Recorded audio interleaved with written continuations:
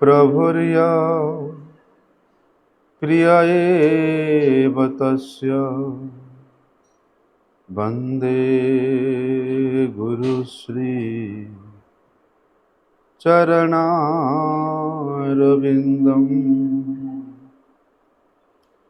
वाञ्छाकल्पतरुर्भ्यश्च कृपा सिन्धुभ्यैव च पतितानां पावनेभ्यो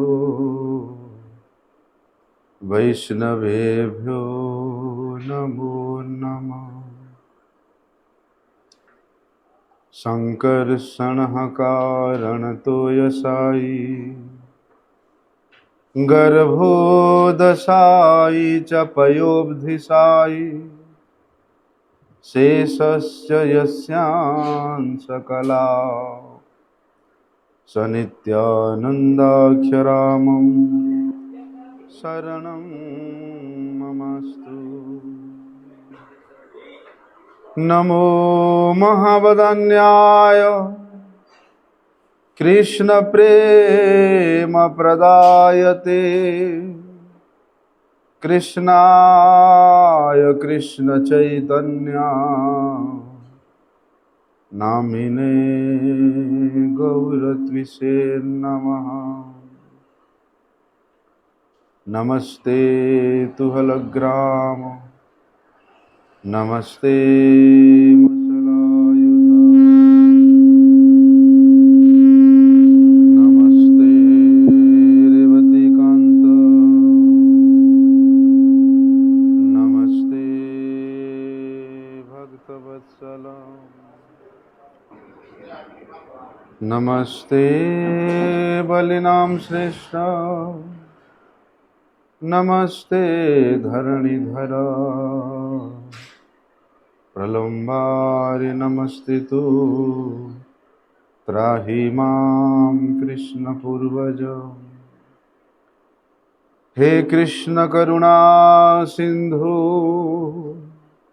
दीनबंधु जगतपते गोपेश गोपिका कांत राधा कांत नमस्तुते। तप्त कांचन गौरांगी राधे वृंदावनेश्वरी वृषभानुसुते देवी प्रणमामि हरिप्रिये। वन्दे नन्दव्रजस्त्रीणां पादरेणुमवीक्ष्णशः यासां हरिर्कथोद्गीतं पुनाति भुवनत्रयम्। श्री कृष्ण चैतन्य प्रभु नित्यानंद श्री अद्वैत गदाधर श्रीवासादि गौरभक्तवृंद। हरे कृष्ण कृष्ण कृष्ण हरे हरे हरे राम राम राम हरे। पतित पावन परम करुणामय परम आराध्य तम श्री गुरुपाद पद्म नित्य लीला प्रविष्ट विष्णुपाद परमहंस श्री श्रीमद भक्ति वल्लभ तीर्थ गोस्वामी श्री गुरु महाराज जी के श्री चरण कमल में साष्टांग दंडवत प्रणाम करते हुए उनकी अहित की कृपा प्रार्थना कर परम आराध्यतम शिक्षा गुरुपाद पद्म नित्य लीला प्रविष्ट विष्णुपाद परमहंस शिला भक्ति विज्ञान भारती गोस्वामी महाराज के श्री चरण कमल में साष्टांग दंडवत प्रणाम करते हुए उनकी अहित की कृपा प्रार्थना।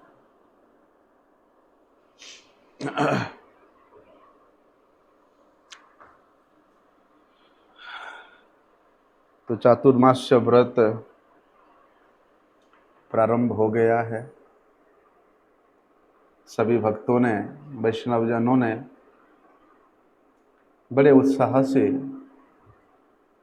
4 महीना व्यापी जो चातुर्मास्य व्रत है इसको करने का संकल्प लेते हैं। और ये केवल एक लोकाचार नहीं है, वेदों में, शास्त्रों में, पुराणों में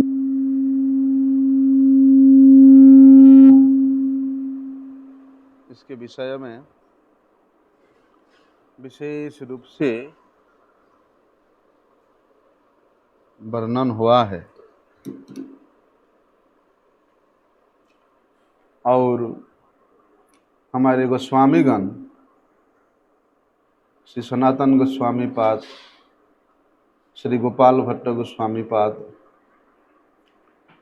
इन्होंने ये तमाम वेद, शास्त्र, पुराण के सार को संग्रहित करके हमारे गौड़ीय गगन के लिए, ना केवल गौड़ीय गगन,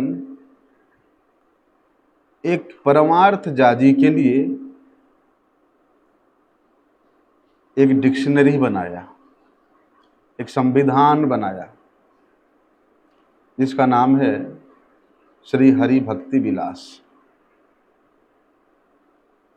उस हरि भक्ति विलास रूपी ग्रंथ में परमार्थ जीवन के आप जितने भी नियम,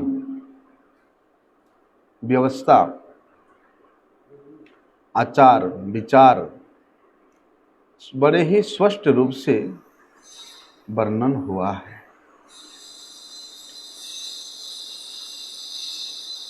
इसलिए शास्त्रों में एक परमार्थ जाजी के लिए जिस प्रकार निर्देश है, जिस प्रकार विधान बतलाया है,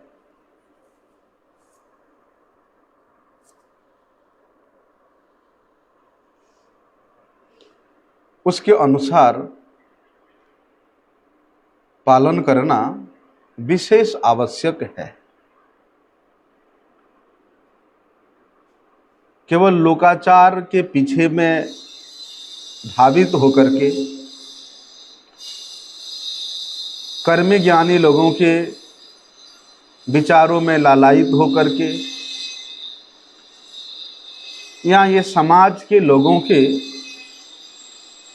आधार शून्यहीनता, आधारहीनता श्रद्धाओं के बस में होकर के वास्तविक परमार्थिक जगत में आप अपना कल्याण नहीं कर सकते हो।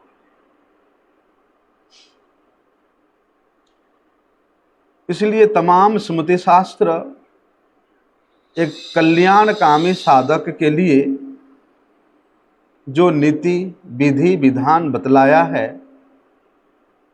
उसको अक्षरशः पालन करना चाहिए। बहाना दिखाने से नहीं होगा। वास्तव में यदि भगवान को प्रसन्न करना चाहते हो, भगवान को प्राप्त करना चाहते हो, भगवत प्रेम प्राप्त करना चाहते हो, तो इन शास्त्रों के विधि विधान को हम लोगों को पालन करना पड़ेगा। वैसे तो बतलाया है कि भैया जो व्यक्ति निष्ठा के सहित ये चातुर्मास्य व्रत पालन करता है, उसको अक्षय काल तक स्वर्ग की सुख प्राप्ति होती है। ऐसा जो कर्मकांडीय शास्त्र है, इस प्रकार के फल श्रुति वहाँ देखने को मिलता है। लेकिन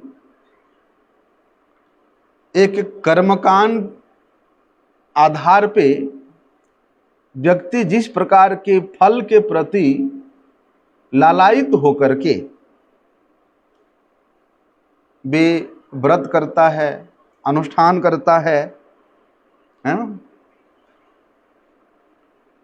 तो उन कर्मियों के जो अनुसार, उन कर्मियों के जैसा सभी लोग व्रतानुष्ठान करें, ऐसा कोई नियम नहीं है। शास्त्र में ऐसा कोई विधान नहीं है कि कर्मी व्यक्ति जिस प्रकार का व्रताचरण करेगा उस प्रकार का व्रत सभी को करना चाहिए, ऐसा कोई नियम नहीं है।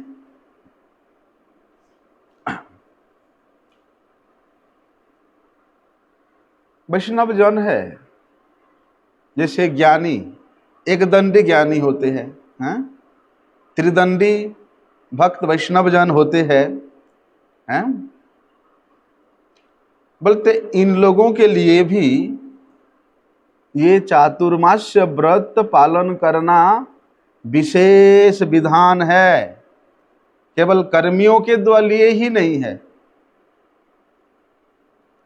कर्मी तो केवल अक्षय स्वर्ग सुख प्राप्त करने के उद्देश्य से वे यद्यपि शास्त्र के विधानों के अनुसार चातुर्मास्य व्रत पालन करे तो वो उसके अधिकार में है। इसका मतलब ये नहीं कि चातुर्मास्य व्रत केवल कर्मियों का हो गया, ज्ञानियों का या वैष्णवों का, भक्तों का नहीं है, ऐसी बात नहीं है। चाहे वो ब्रह्मचारी हो, गृहस्थी हो, वानप्रस्थी हो, चाहे वो एकदंडी हो, चाहे वो त्रिदंडी ही क्यों ना हो, सभी के लिए ये चातुर्मास्य व्रत पालन करने का व्यवस्था हमारे गोस्वामी गणों ने, हमारे ऋषि मुनियों ने विधान बतलाया है। एक कर्मी व्यक्ति अनेक प्रकार के जागतिक फल प्राप्त करने का लालसा से युक्त होकर के करता है, तो एक ज्ञानी व्यक्ति वे मोक्ष प्राप्त करने के उद्देश्य से वे व्रतानुष्ठान, साधन इत्यादि करता है। परंतु वास्तव में जो एक निष्काम भक्त है, जिनके हृदय में भगवान को प्रसन्न करने के अलावा भगवत प्रसन्नता को छोड़ करके, भगवत प्रीति विधान को छोड़ करके, जिसके हृदय में और लेश मात्र भी अन्य कामना नहीं है, उनका व्रत पालन करना और एक कर्मी ज्ञानी का व्रत अनुष्ठान पालन करना, इसमें आकाश पाताल फर्क होता है।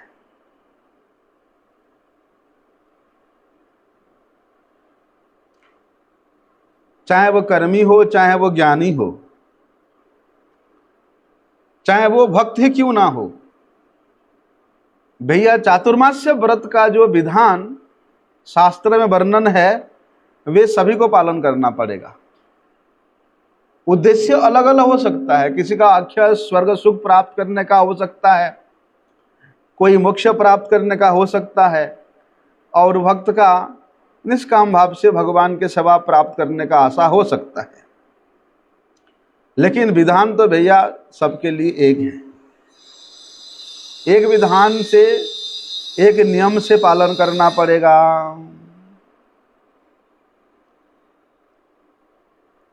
ये विधान को पालन करना, विधि को पालन करना, इसको कहते हैं व्रत का सम्मान करना। जिस प्रकार कोई व्यक्ति हमारे घर में आगंतुक के रूप में आता है तो उसको केवल मात्र नमस्कार कर देने से या स्वागत कर देने से उसका सम्मान होता है, ऐसी बात नहीं है।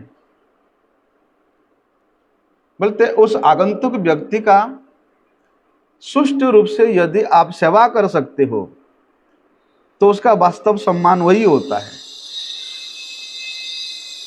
और जो व्यक्ति केवल नमस्कार कर देने से या थोड़ा सम्मान कर देने से अपने आप को बड़े सम्मानित समझता है, वो कर्मी व्यक्ति है, क्योंकि उसको केवल मात्र स्वर्ग सुख चाहिए।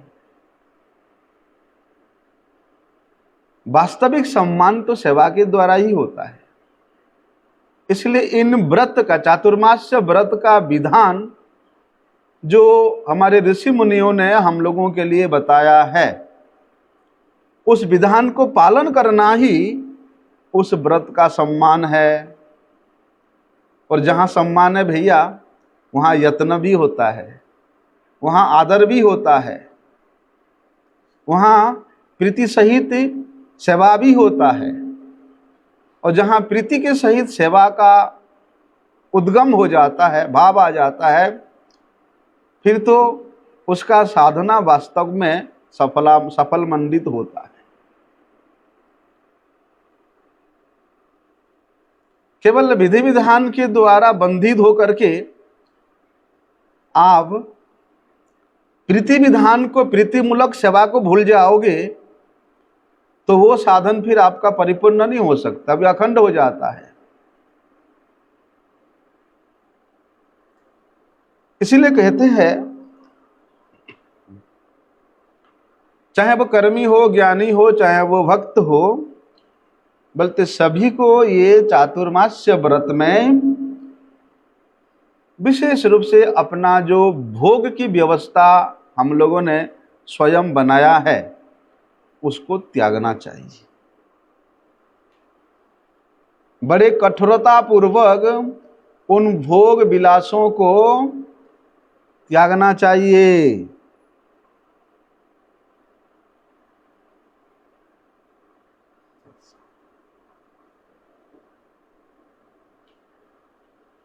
यद्यपि भगवान के जो निष्काम भक्त होते हैं उनके लिए या उनके उद्देश्य केवल मात्र भगवत प्रीति विधान ही होता है। अपने सर्व इंद्रियों को वे भगवान के सेवा में नियोजित करना चाहते हैं। भगवत प्रीति विधान के लिए वे अपना सर्वस्व न्योछावर कर देना चाहते हैं। भगवान की सेवा में वे आत्मविस्मृति हो जाना चाहते हैं, वे आत्मनियोग करना चाहते हैं। और केवल मात्र भगवान के उद्देश्य से ही वे सुबह से लेकर संध्या पर्यंत तक जो क्रिया है वो करना चाहते हैं।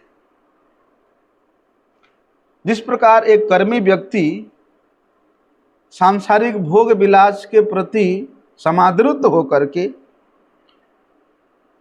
या ऐहिक, लौकिक, पाररात्रिक जो लौकिक सुख है उसको प्राप्त करने का आकांक्षा लेकर के, या एक ज्ञानी व्यक्ति मोक्ष प्राप्त करने का आशा लेकर के व्रत धारण करता है, भगवान के भक्त उस प्रकार का आकांक्षा, आशा नहीं करते हैं। क्योंकि भगवान श्री चैतन्य महाप्रभु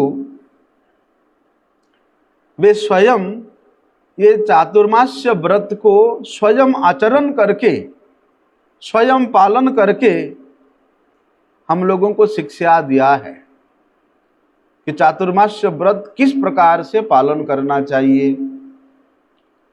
इसलिए तमाम गौड़ीय समाज उन कलिजुग पावन अवतारी भगवान श्री कृष्ण चैतन्य महाप्रभु के परम अनुयायी होने के कारण उनके द्वारा आचरित इन तमाम नियमों में अपनी हृदय के इच्छा को बांध करके उस प्रकार के नियमानुष्ठान करना अत्यंत आवश्यक है, कंपलसरी है। जब श्रीमन महाप्रभु दक्षिणात्य में रंग क्षेत्र में श्री वेंकट भट्ट के घर में ये जो 4 महीना है चातुर्मास्य व्रत पालन करने का के लिए वहां अवस्थान किया था,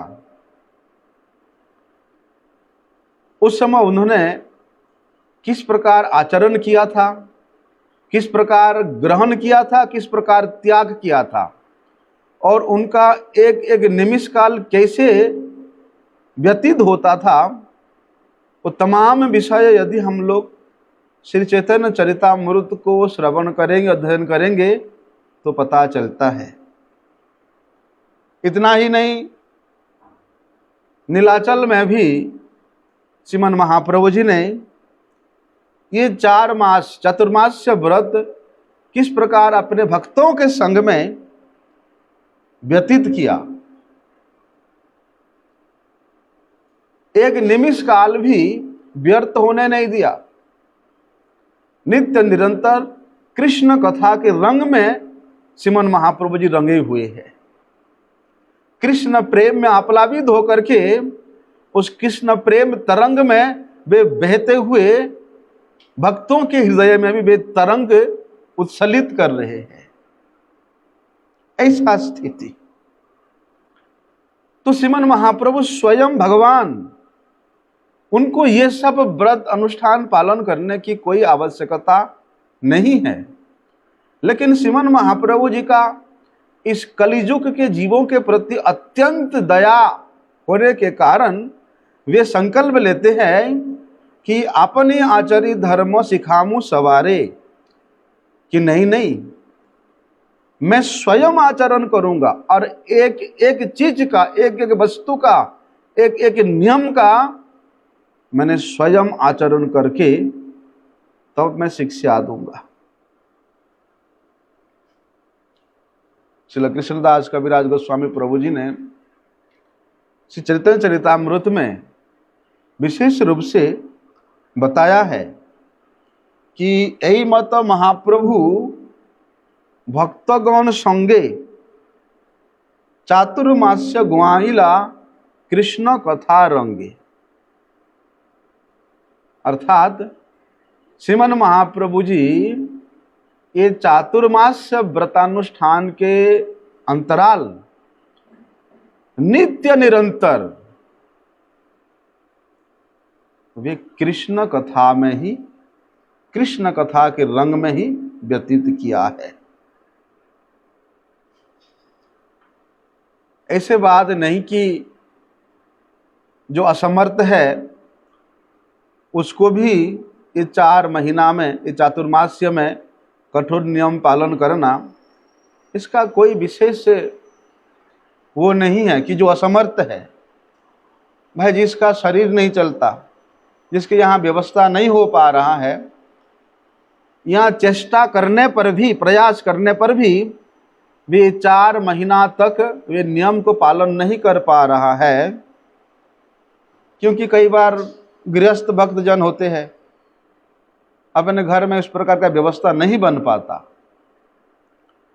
चाहे वो गृही भक्त हो, चाहे वो त्यागी भक्त हो, त्यक्ताश्रमी ही क्यों ना हो, यदि वे असमर्थ है तो वे चातुर्मास्य के जो अंतिम महीना है, दामोदर मास, कार्तिक मास, उस कार्तिक मास को, जिसको कि केवल मात्र नियम सेवा के रूप में, नियम सेवा के नाम से सभी जानते हैं, बल्कि उस नियम सेवा के मास में वे क्या करेंगे, अत्यंत निष्ठा के साथ उस नियम सेवा व्रत को पालन करेंगे। क्या करें, ऐसे भक्तजन होते हैं कि भैया 4 महीना तक वे नहीं पालन कर सकते हैं, तो उनके लिए केवल दामोदर व्रत अर्थात कार्तिक व्रत वे पालन करेंगे। इसका मतलब ये नहीं है कि शास्त्र ने छूट दे दिया है? इसका मतलब ये नहीं समझना कि भक्तों को जो है चातुर्मास्य व्रत पालन करने की कोई आवश्यकता नहीं है। भाई वहां कंडीशन बताया, यदि तुम असमर्थ हो, जिस प्रकार एकादशी व्रत का नियम तो भैया निर्जला करना है ना, यदि निर्जला करने में असमर्थ है तो आप जो है जलपान कर सकते हो। जलपान से भी तुम्हारा नहीं चल रहा है तो एक बार फलाहार कर सकते हो। ये कंडीशन है। लेकिन तुम समर्थ हो तो तुमको निर्जला करना चाहिए, ये विधि है। लेकिन असमर्थ है तो क्या करे? इसका मतलब ये नहीं कि जो समर्थ है उसको भी एकादशी में ढेर सारे पकौड़ा बनाओ, कुट्टू आटा की पकौड़ा और सिंगाड़ी आटा की हलवा, देसी घी डाल करके, सामा के चावल की खीर और पता नहीं क्या क्या बनता है ढेर सारे। विधान तो ये है कि भैया एकादशी पालन कर रहे हो तो नियम में बंधो कि दूसरे के हाथ से आप एक गिलास पानी भी मत पियो।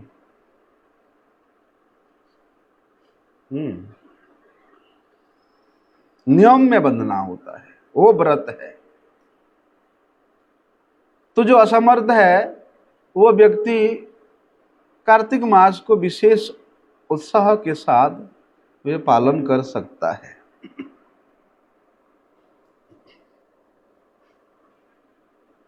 ये केवल बोलने की बात नहीं है, जैसे अनुकल्प होता ना एकादशी में, है ना, इसी प्रकार आप ये 4 महीना अनुकल्प करके, अर्थात ये 4 महीना को आप छोड़ करके अनुकल्प विधि के अनुसार, जैसे एकादशी में अनुकल्प मतलब अति स्वल्प परिमाण में फलाहार करने का निर्देश है, विधान है, उसी प्रकार ये अनुकल्प के विधि के अनुसार आप जो है 4 महीना में आप 3 महीना जो है उसको आप पालन कर सकते हो, खा सकते हो, जो आप नहीं चल सकता आपका शरीर नहीं खाने से, ठीक है ना। अब भाई टमाटर, व्यक्ति ऐसा होता है टमाटर के बिना तो उसके गले से सब्जी नीचे ही ना उतरे, हैं? क्योंकि वे जीवा के लालसा से युक्त है। अब नहीं खाएगा, खा ही नहीं सकता है तो बीमार पड़ जाएगा, बीमार पड़ेगा तो भजन क्या करेगा, क्या व्रत करेगा? इसलिए भैया तू असमर्थ है, चल तू टमाटर खा ले। ऐसा नहीं, ऐसे देखो चातुर्मास्य का जो समय निर्धारण है, जो काल निर्णय हुआ है, वो बराह पुराण वर्णन है कब से कब तक करना है कि आषाढ़ शुक्ल द्वादश्याम पौर्णमास्यामथापि वा चातुर्मास्य व्रतारंभम कुर्यात् कर्कट संक्रमे अभावे तो तुलार्के अपि मंत्रेणम नियमम व्रति कार्तिके शुक्ल द्वादश्याम विधिवत तत्समापयेत्। चातुर्मास्य व्रत कब से कब तक पालन करना चाहिए ये शास्त्र में निर्धारण हुआ है। श्री कृष्ण द्वैपायन से वेदव्यास मुनि बताते हैं, आषाढ़ मास चल रहे ना, आषाढ़ मास के ये शुक्ला द्वादशी तिथि, कार्तिक शयन एकादशी हुआ, उसके बाद द्वादशी से लेकर कार्तिक महीना के जो शुक्ला द्वादशी तक चातुर्मास्य व्रत होता है, अथवा पौर्णमास्यामथापि वा, ये आषाढ़ मास के जो पूर्णिमा अभी परसों गया ना, जिसको हम गुरु पूर्णिमा के नाम से जानते हैं, उस आषाढ़ मास के पूर्णिमा से लेकर कार्तिक पूर्णिमा तक चातुर्मास्य व्रत पालन करना चाहिए। 2 विधान है। जो लोग द्वादशी से, आषाढ़ मास के द्वादशी से प्रारंभ करते हैं, उनका व्रत कार्तिक के द्वादशी में जाकर के, शुक्ला द्वादशी में जाकर के समाप्त होता है। और जो वैष्णव जन ये आषाढ़ पूर्णिमा से प्रारंभ करते हैं, उनका जाकर के कार्तिक पूर्णिमा तक ये विधिवत समापन होता है। और क्या बताया है, अभावे तो तुलार के अपि मंत्रेणम निरयम व्रती कार्तिके शुक्ल द्वादश्याम विधिवत तत्समापयेत। भैया जो लोग ये 4 महीना काल पर्यंत व्रत पालन करने में असमर्थ है, वे लोग क्या करेंगे? वे नियम सेवा अर्थात नियम मास कार्तिक मास को विशेष रूप से मंत्र जप के द्वारा बड़े विधि विधान के साथ प्रीतिपूर्वक पालन करना चाहिए। एकादश्यास्तु गृह्णीयात् संक्रांतो कर्कटस्य तत् आषाढ़्यां वा नरो भक्त्या चातुर्मास्य व्रतोदितम। क्या बताया? बोलते केवल नियम पालन करने से नहीं चलेगा, तो फिर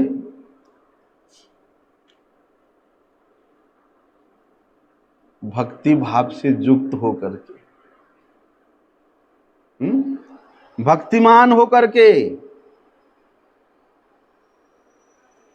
ठीक है। आश्रम में तो नियम पालन करेंगे, कंपलसरी है भैया, यहाँ तो बनेगा नहीं टमाटर बैगन घिया परमल बनेगा नहीं, तो छुपके से जा करके बाजार में कचौड़ी समोसा ठोक के आ जाएंगे, है ना? नहीं चलेगा इसे, है ना? इसलिए निष्ठा रखोगे तो भक्तिमान हो सकोगे, उत्साह रखोगे तो भक्ति प्राप्त हो सकता है, ठीक है। उत्साहात निश्चयात धैर्यात, धैर्य रखोगे तो भक्ति प्राप्त कर सकते हो। तत्त कर्म प्रवर्तनात्, क्या रोज रोज ही खीरे का रसा, चावल कुमड़ा का रसा, कद्दू का सूखा, आलू का भाजी 4 महीना कौन खाएगा?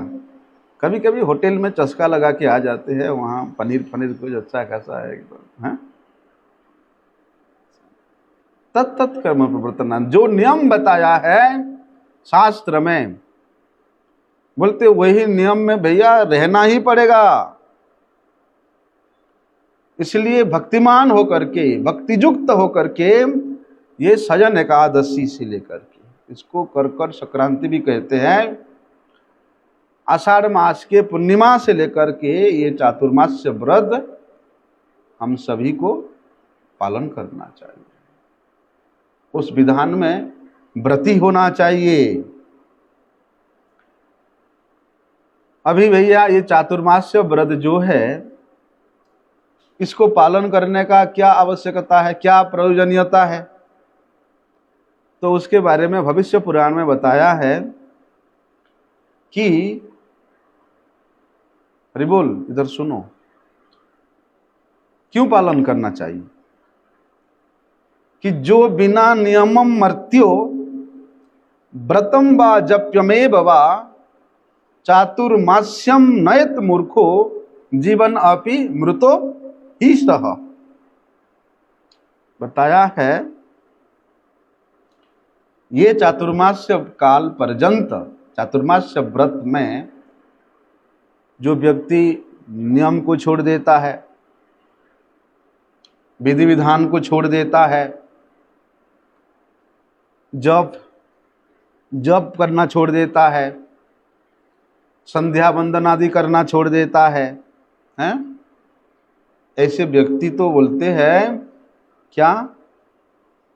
जीवन अपि मृतो ही सह, वे व्यक्ति जीता हुआ मरा हुआ है, हैं?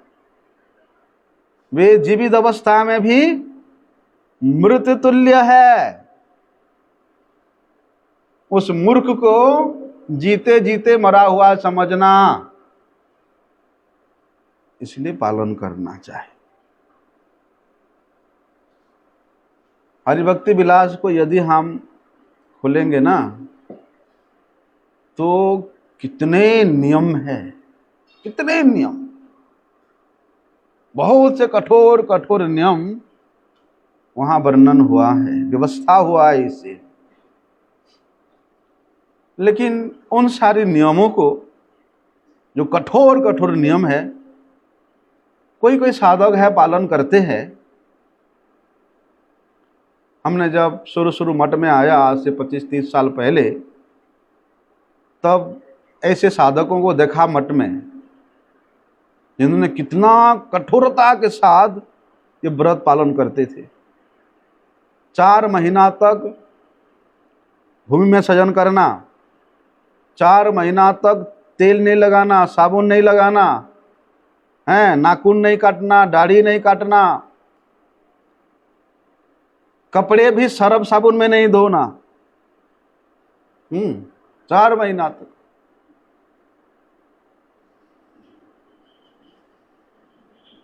लेकिन विचार करें, हम लोग जो है ठाकुर जी की सेवा में रहते हैं, है ना। अभी मेरे नाखून इतना बड़ा बड़ा हो जाएगा तो ठाकुर जी का सेवा कैसे करेंगे? ठाकुर जी के श्री अंग पे नाखून लगने से अपराध है, हैं? और गंदे गंदे नाखून लेकर के सब्जी आमानी करोगे, फल आमानी करोगे, रसोई करोगे, माला बनाओगे तो अपराध होगा। जब खुद को अच्छा नहीं लगता है तो ठाकुर जी की सेवा में कैसे अच्छा लगेगा? अब कपड़े पहनेंगे 4 महीना तक, भैया सरफ में भी नहीं धोएंगे, इतना बदबू आएगा। हमने देखा हमारे महाराज जी बिछवा कुंड में चातुर्मास से व्रत किए थे 1 साल। बिछवा कुंड के जल में स्नान करना, वहीं से वहीं का कपड़े निचोड़ के सुखा देना।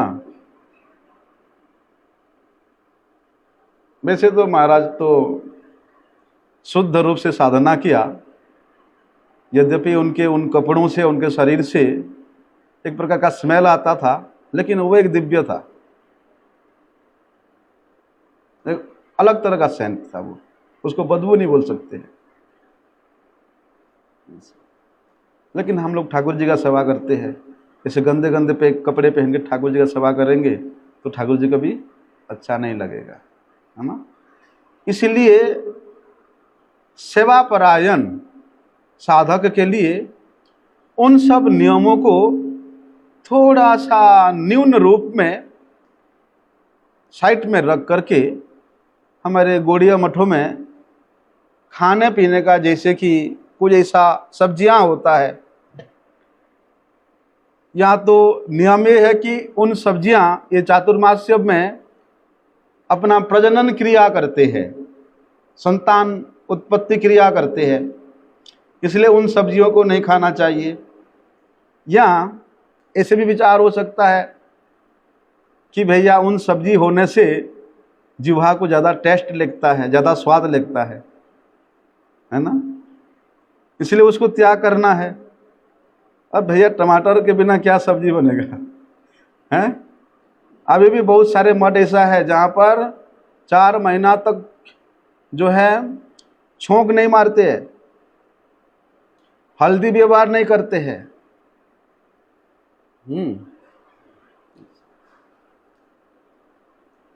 लेकिन भैया कई बार क्या विचार आता है मन में, अरे साधक तो हम हैं, हम ठाकुर जी को भी साधक बना देते हैं। बेचारे को बिना तेल का, बिना नमक का, बिना हल्दी का बॉयल करके खिला देते हैं।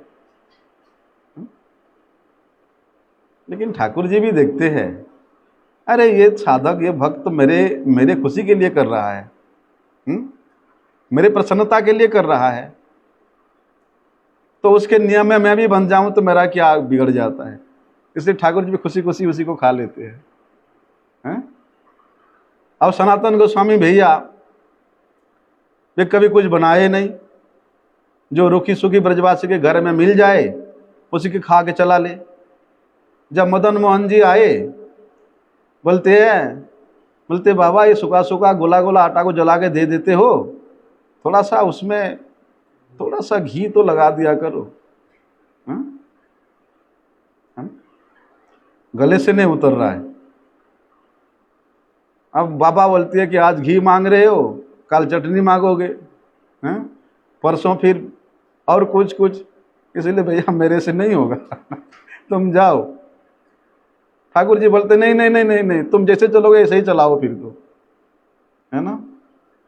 तत् सुखे सुखित्वम, जिस प्रकार भगवान के सुख में भक्त सुखी होता है, उसी प्रकार भक्त के सुख में भी भगवान परम सुखी होते हैं। इसलिए क्या क्या खाना मना किया है, हैं? पोटल, पोटल समझता है? परमल, हैं? टमाटर, बैगन, परमल, सीम, उसके बाद लाऊ। लाऊ जानता है? लाऊ मतलब ये लौकी। उसके बाद एक साग आता है, कलमी साग, पुई साग, और जो डोसा बनता है, जो दाल, क्या दाल बोलते हैं उसको, हैं? मूंग दाल पे थोड़ी बनता है, माँ की दाल, मास्कुलाई दाल, हैं? ऐसा ये सब चीज जो है वर्जन करने के लिए बताया है। राजमा, सोयाबीन, हैं? ये सब चीज 4 महीना तक नहीं खाना चाहिए। क्यों भैया? बताते हैं कि रुच्यम तत्त काल लभ्यम फल मूलादि वर्जयेत, कालोचित फलमूल आहारम कदाचित न करिष्येत। बोलते तुम्हारे जीवा को अच्छा लगता है इसलिए तुम अच्छा अच्छा फल खरीद के खाओगे और बोलोगे कि मैं चातुर्मास्य व्रत कर रहा हूं, हैं? रुच्यम तत्त काल फल लभ्यम फल मूलादि वर्जयेत। बोलते उस काल में, चातुर्मास्य व्रत काल में जो फल मिलता है, नया नया फल, और तुम्हारे जीवा को बड़े रुचिकर है, बड़े स्वाद लगता है, उसको भी त्यागना है। कुछ भक्त लोग तो भैया बोलते हम 4 महीना फलाहार करेंगे, हैं? अरे राम राम, फलाहार के नाम से तमाम प्रकार के फल आ जाता है भैया, हैं? फलाहार के नाम से कितने कुछ माल बनता है, हैं? ऐसा भोग को एक तरफ हम भोग को विसर्जन करने के लिए व्रत कर रहे हैं, और उधर फलाहार के नाम से कितने कुछ सामान बना के खा रहे हैं। उसको व्रत नहीं कहते हैं, उसको एक प्रकार का भोग ही कहते हैं, है ना? बोलते हैं जो जो वस्तु तुम्हारे जीवा को बड़े सुस्वादु लगता है, आस्वादन करने के लिए लालायित होता है, उन वस्तुओं को त्यागना। यदि उन वस्तुओं के प्रति तुम्हारा लोभ होगा तो हरिस्मरण नहीं होगा, हरिस्मरण नहीं होगा। हम लोग जब मठ में नया नया आए तो हमारे वृंदावन मठ में हम लोग तो छात्र में घूम घूम के हरि नाम वगैरह करते थे। तो उधर नीचे होटल होता था, 2-3 होटल था, मिठाई का होटल। तो वहाँ पर जो है बड़ा बड़ा जिलेबी बनता था, हैं? 4 महीना तक मीठा, मतलब उस प्रकार का कुछ दिया नहीं। सोचते थे कब चातुर्मास खत्म होगा और वहाँ से जिलेबी खरीद के खाएगा, ऐसा सोचता था। एकादशी को निर्जला करते थे, ठीक है, लेकिन उस समय क्या वहाँ पर हमारे वृंदावन मठ में देसी घी का पूड़ी रोज रात को भोग लगता था, ठीक है,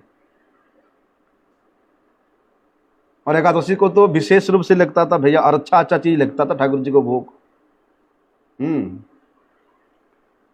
नया नया मठ में आए हैं, श्रद्धा भी है, देख रहे कि दूसरे दूसरे वैष्णव लोग निर्जला कर रहे हैं और सारा रात्रि हरिनाम कर रहे हैं। तो बड़ों के ऐसा आचरण देख करके हमारा मन में भी हुआ चलो हम करते हैं। लेकिन जैसे ही रात के 12-1 बजता है, सीधे नज़र वो पूड़ी और वो हलवा में जाता है, हैं? जैसे मंगल आरती खत्म हुआ है, पहले उस जगह पे जाना है और पूरी हलवा लेकर के छत में जाके कोना बैठ के खा लेना है? ऐसा व्रत नहीं होता, ऐसा लालसा होने से व्रत नहीं होता है। अगर खाने पीने के प्रति तुम्हारा लोभ होगा तो हरिस्मरण नहीं हो पाएगा, हरि विस्मृति हो जाएगा। इसलिए और यदि अच्छा लग रहा है, अच्छा बनाया है, अच्छा फल है, उस विचार से हम ज़्यादा खा लिया, पेट भर के खा लिया, तो फिर तो भैया आलस्य आएगा, है ना। दूसरे वस्तुओं में हमारा मन लग जाएगा, मन इसलिए अभिनिवेश हो जाएगा। इसलिए बताया कि ये चातुर्मास्य व्रत में अच्छा अच्छा खाना, अच्छा अच्छा पहनना, अच्छा अच्छा शरीर में लगाना है, ये सब त्यागना चाहिए, वर्जन करना चाहिए। और एक विशेष नियम है कि हमेशा सर्वक्षण हरि स्मरण करना चाहिए, हरि कीर्तन करना चाहिए। और 4 नियम विशेष है। कुछ लोग तो वो सब सब्जियां खा लेते, टमाटर, बैगन, घिया, परमल, सीम, बीन्स सब खाते हैं और वे 4 नियम पालन करते हैं। क्या है वो? इस श्रावण मास में शाक वर्जन है, भाद्र मास में दही वर्जित है, आश्विन मास में दूध नहीं पीना चाहिए। इसका मतलब ये नहीं कि दूध में थोड़ा सा सूजी डाल दो और पी लो, नहीं। दूध त्यागना मतलब दूध का बना हुआ हर चीज त्यागना है। हमने देखा मठों में भैया दूध गर्म करेंगे और उसमें 10 किलो दूध है तो 1 मुट्ठा सूजी डाल देंगे और बोलेंगे हम तो हलवा खा रहे हैं, थोड़ी ना दूध पी रहे। ऐसा नहीं चलेगा। दूध वर्जन करना मतलब दूध से बना हुआ जितना भी चीज है उस सब को वर्जन करना है। अभी दूध वर्जन कर रहे हो और रोज पनीर फाड़ के खा रहे हो, पनीर का सब्जी बना रहे हो, नहीं चलेगा। और कार्तिक मास में आमिष वर्जन, आमिष मतलब कि एक दाल होता है ना, उड़द दाल होता है, सरसों होता है, सरसों तेल होता है, सरसों साग होगा है, सरसों का कोई भी वस्तु नहीं लेना है। श्रावणे वर्जयेत् शाकम दधि भाद्रपदे तथा दुग्धम आश्वयुजे मासी कार्तिके चामिषम त्यजेत। कुछ लोग आमिष मतलब होता है, साधारण भाषा में तो इसी को समझते हैं ना, माछ, मांस, अंडा, इसी को आमिष कहते हैं। तो कार्तिके चामिषम त्यजेत, केवल कार्तिक मास में आमिष त्याग करने का बोला है। इसका मतलब बाकी महीना में हम आमिष भोजन कर सकते हैं, है ना, ऐसा है भैया। कार्तिक मास में आमिष वर्जन करने का विधान तो बताया है। इसका मतलब ये नहीं कि आप दूसरे महीना में भी जो है आमिष खाना शुरू कर दो।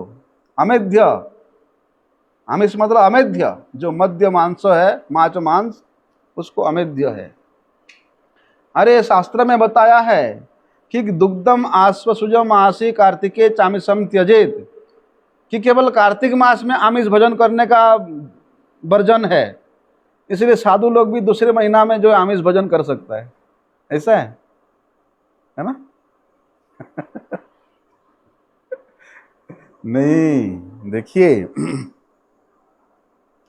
अरे जब 4 महीना काल तक जो तुम्हारे जीवा को अच्छा लगने वाला वस्तु है उसको त्याग करने का बताया है, तो फिर वहां अन्य महीना में आमिष भोजन करने का कैसे बोल सकता है, हैं? जहां टमाटर, बैगन, घिया, परमल तक त्याग करने को, अच्छा अच्छा फल खाने को त्याग करने को बताया, वहां आमिष खाने को बोल सकता है शास्त्र?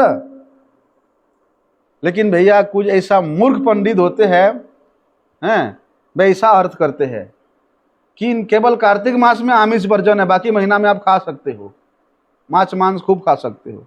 खाते हैं ऐसे कर्मकांडी लोग, ब्राह्मण है फिर भी खूब खाते हैं। इसीलिए और जो भक्त जन है, वैष्णव जन है, वे लोग तो भैया भगवान के महाप्रसाद के अलावा कुछ खाते ही नहीं है ना। भगवान को अनिवेदित वस्तु वैष्णवगण कभी ग्रहण करते ही नहीं है। केवल भगवत प्रसाद ग्रहण करना ही उनका एकमात्र कर्तव्य है। इसलिए ऐसे भक्तों के लिए तो उस आमिष भोजन की बात एकदम निरर्थक है, अर्थहीन है,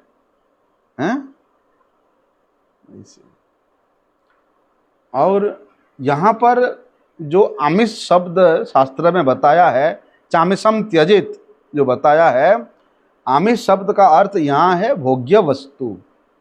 जो तुम्हारे भोग की वस्तु है वे आमिष है। जो तुम्हारे जिह्वा को लोभ लगता है, जो लोभयुक्त वस्तु है, जो आसक्तियुक्त वस्तु है, वे है आमिष। उसको वर्जन करने का बताया है। और तो भैया कार्तिक मास में तो ये भोग के वस्तुओं को परित्याग करने का और अधिक कठोर है, और अधिक कठोरता के साथ पालन करना चाहिए, ऐसा बताया है शास्त्र में।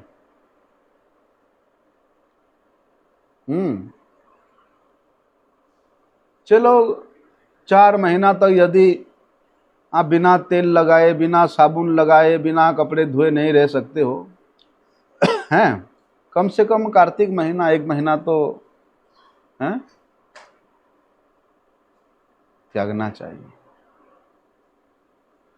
आजकल तो भैया माता लोग लिपस्टिक लगाते हैं, है ना। उनको तो नहीं पता लिपस्टिक कैसे बनता है,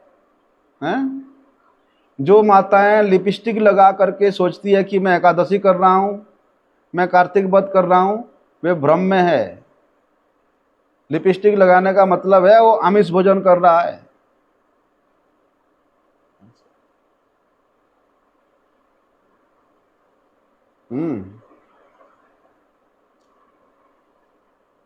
इसलिए कम से कम 1 महीना तो ये भोग की वस्तु, तेल लगाना, साबुन लगाना, शरीर मर्दन करना, क्रीम लगाना, लिपस्टिक लगाना, ये तो छोड़ दो 1 महीना। और विशेष रूप से जो साधक जन तो भैया ये जो रस है, 4 प्रकार के विशेष रूप से रस, चव्य, चौष्य, लेह्य और पेय। चबा के खाने से जो रस मिलता है उसको, चूस के पीने से जो रस मिलता है उसको, चाट करके खाने से जो रस मिलता है उसको, और पेय पान करके। बोलते साधकगण तो ये 4 प्रकार के रस को त्याग देते हैं और क्या करते हैं, केवल भैया थोड़ा सा सिद्ध अन्न खा करके या हविष्यान्न के द्वारा वे अपना जीवन यापन करते हैं।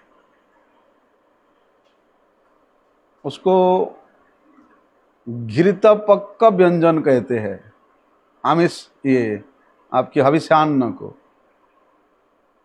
उसमें छोंक फोक नहीं लगता है। थोड़ा सा चावल डालो, थोड़ा सा दाल डालो, 1-2 आलू डाल दो, 1-2 कच्चा केला डाल दो, ठीक है, और ना हल्दी डालना ना नमक डालना, कुछ नहीं, 1 चम्मच घी डाल करके उसको सीटी मार दो, ये हविष्यान्न बन गया। 4 महीना तक भक्तजन, साधक जन ऐसे खा करके, कई बार हम लोगों ने भी किया ऐसा।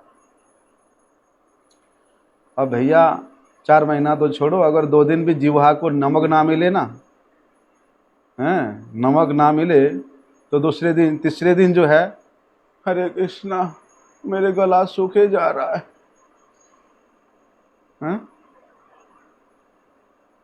महामंत्र भी नहीं कर सकते, लेकिन साधक लोग करते इसे हैं। इसलिए यदि ये 4 महीना पर्यंत संभव हो तो केवल एक बार भोजन करो, एक बार महाप्रसाद ग्रहण करो। प्रत्येक दिन स्नान करना,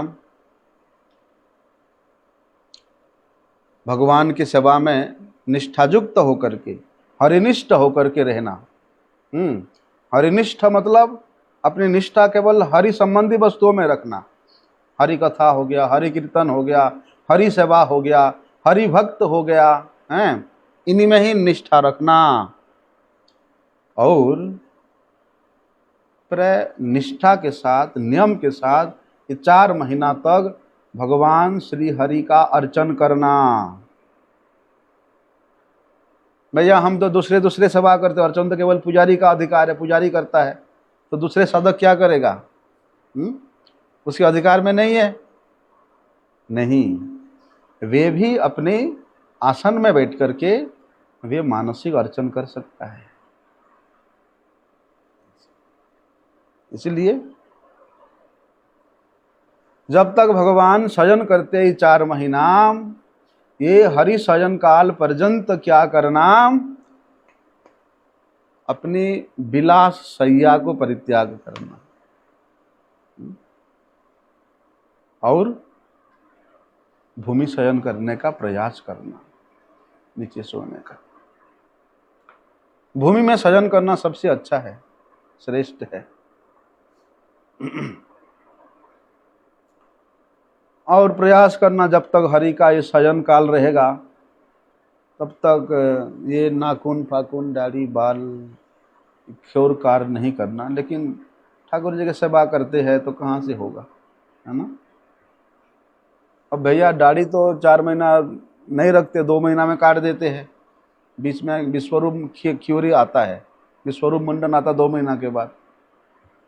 कुछ वैष्णव लोग पूरा 4 महीना रखते हैं। अब रसोई कर रहा है, उस वजह दाढ़ी बाल गिर गया तो अपराध होगा। लेकिन बड़े सावधानी से करना है, नियम भी पालन करना और सेवा में सतर्कता भी बरतना।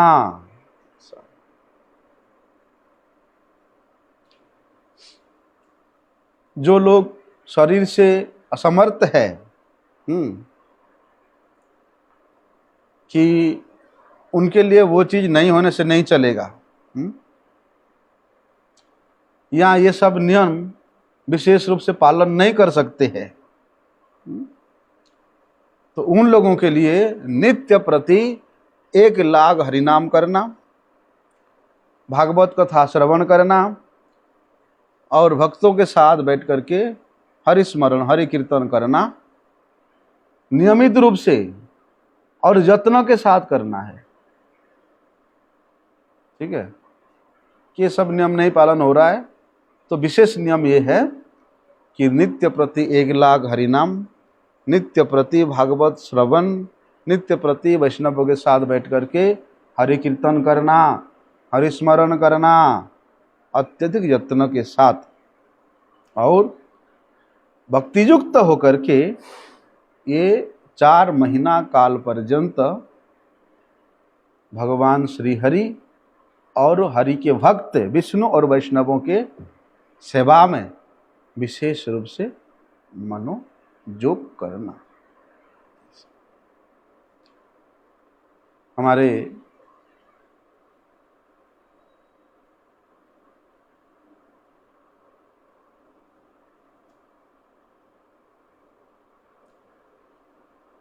जगत गुरु श्रील प्रभुपाद जी के अत्यंत श्रेष्ठ पात्र नित्यलीला प्रविष्ट श्री श्रीमद् भक्ति प्रमोद पुरी गोस्वामी ठाकुर, उन्होंने एक बड़े सुंदर आर्टिकल लिखा है जिसका नाम है सेवकेर सेवाव्रत। बड़ी सुंदर आरती। एक सेवक का क्या कर्तव्य होना चाहिए उसको वो उन्होंने लिखा है। हम लोगों ने उस आर्टिकल को कल प्रयास करेंगे उसको श्रवण करने का। उसके बाद नित्य प्रति हमारा जो श्रीमद् भागवत प्रारंभ हुआ था, जो कि प्राय प्रथम स्कंद के मध्यम तक हम लोग पहुंच गए थे, उस श्रीमद् भागवत को 4 महीना काल पर्यंत कंटिन्यू हम लोग परसों से करेंगे, कल से करेंगे। ठीक है, आज के लिए हरे कृष्ण। वंचाकल्पतरुभ्यश्च कृपा सिंधुभ्यैव च पतितानां पावनेभ्यो